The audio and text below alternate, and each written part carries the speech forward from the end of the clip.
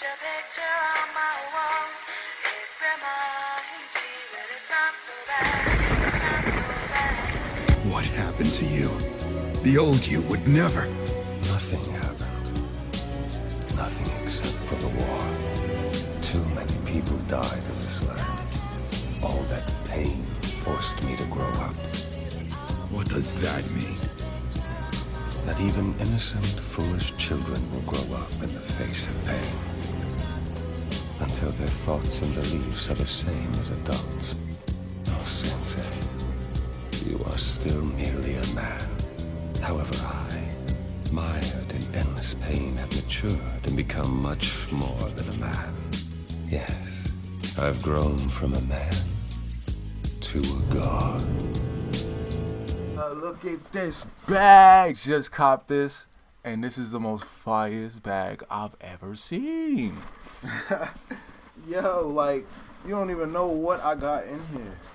I could have a Glock 19. Whoa, calm down, Jamal. Don't pull out the 9. Nah, it's just a camera set. Got my cameras and books in here, man. More cameras and books, Mike. Anime is one of my biggest inspirations when it comes to my philosophical endeavors. Pain from the series Naruto Shippuden is one of my favorite villains because the psychology of this character causes me to question who the good guys are and who the bad guys are if everyone is just fighting for their truth. Those who do not know pain will never understand true peace. This world shall know pain.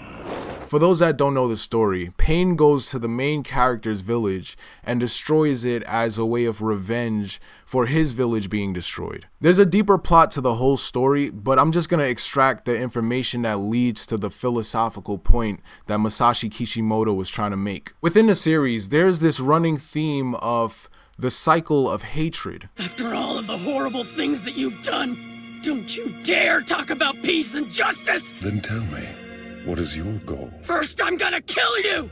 And then, I'm gonna bring peace to the ninja world! That would be justice. However, what about my family, my friends, my village?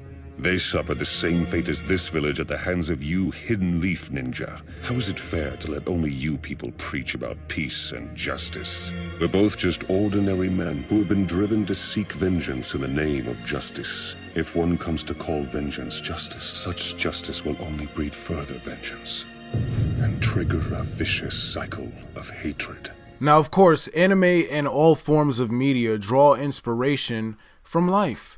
And as you can see with this Israel and Palestine thing and just general war animosity and conflict within the world, all around the world right now, the cycle of hatred exists. In my adolescent years, I was an agnostic looking for truth. I came across a monk where we started having philosophical discussions on the meaning of life and what does it mean to be enlightened. Enlightenment was something at the time that I wanted to achieve. It was like a destination in my mind of I'm gonna be the ultimate version of myself when I get there. An illusion of sorts, but this monk was telling me how the path to enlightenment is to love everybody. Now, I've heard this countless times before, over and over, like, yeah, love everybody, but can you really truly love everybody if somebody does you wrong? I remember I had a friend and he took $200 from me. And he just ran off on the plug like he Ran off on the plug twice. He started calling, I ain't calling back. Like he just stole money on me. And this was a person I trusted, so I felt betrayed. I felt crossed. I felt like, damn, why, bro? So when I tell this to the monk, he said, oh, so you feel like he did you wrong? And I'm like, yeah, of course. Like, he did me wrong. So you feel like you're right. Yeah, if he's wrong, I'm right, right? Then he said something like this. He said, you are righteous, but you're not free, because freedom lies behind good and evil. We are all point of views on a grid of consciousness. And he said that when you're done looking at it from the point of view or perspective where you see that things don't go together, you will then be able to see how it all goes together, and that the truth is that you love everyone because it's all one. This sounded preposterous that I can love mine ops, but as I thought about it while I was festering my anger for the person who stole my money, I saw that I hated the actions of the person, but when I looked at the being, the soul of the person. I see that they have their own psyche of fears with convoluted thoughts of past experiences, which then lead to their present actions that I don't like. Another thing that I took notice of is that anger is a very divisive emotion. And remember what emotion stands for. Energy, motion. It's your energy's motion. You see, when we're angry, we push against things. Either we push someone out or we push somebody's face in. Almighty push! We push the ones that we're angry at away, which causes separation.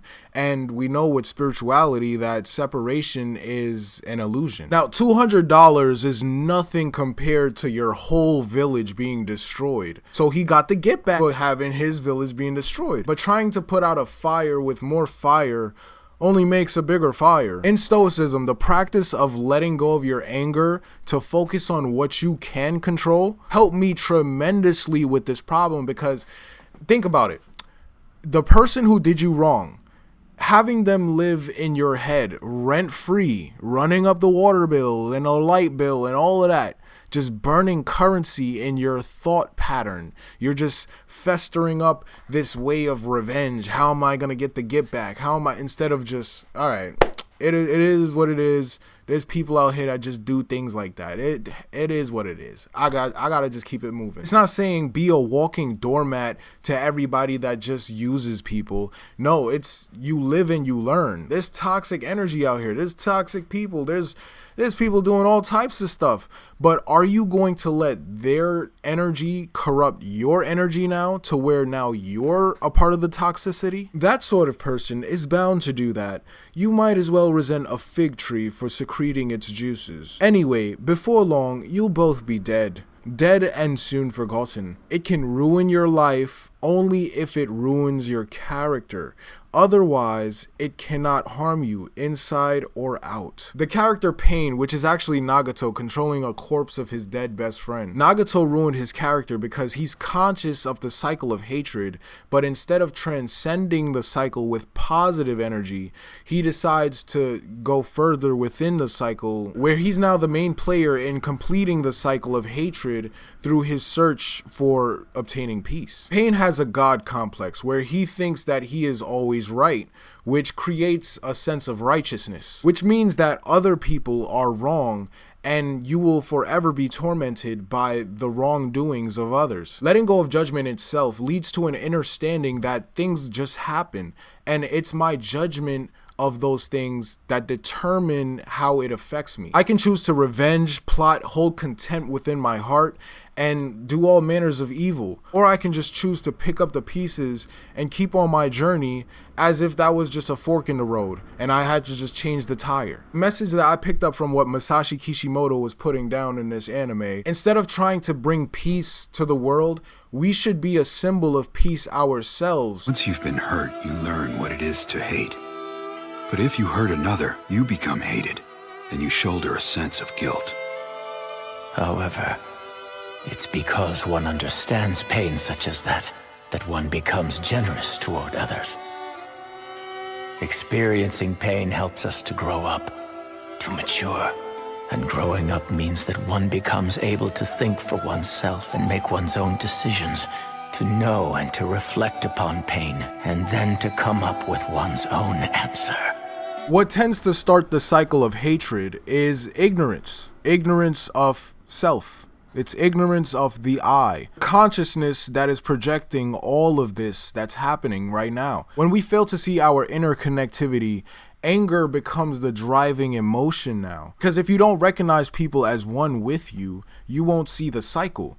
And you will be in this victim mentality of, well, they did this to me and I got wronged, instead of seeing the bigger picture that you and the person that wronged you are playing in. It's more than just about how you feel in the situation. It's about how you come to understand yourself through the situation. The sensation of pain can either make or break you. All the trials, the tribulations that are set within your life that you've been through and are about to go through, because if you're still alive, it's not over yet. The only time you feel pain, physical pain in your body, is when there's something wrong in your body, right? There's a dysfunction in your body, and there's signals that's being sent to your brain that's telling you there's something going on. If you didn't have the feeling of pain, you wouldn't know that something needed to change. What doesn't kill you make you stronger. The pain doesn't last. Nothing lasts. Everything is temporary. It's all about who you are, who you become through the pain. And remember, I don't care what you think,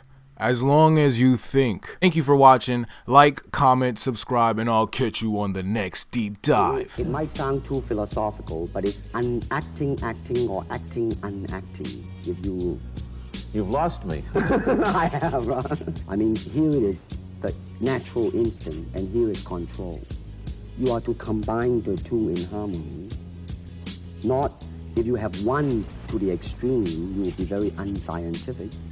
If you have another to the extreme, you become all of a sudden a mechanical man, no longer a human being. So it is a successful combination of both, not pure naturalness or unnaturalness. The ideal is unnatural naturalness or natural unnaturalness. Yin yang, eh? Right, man, that's it.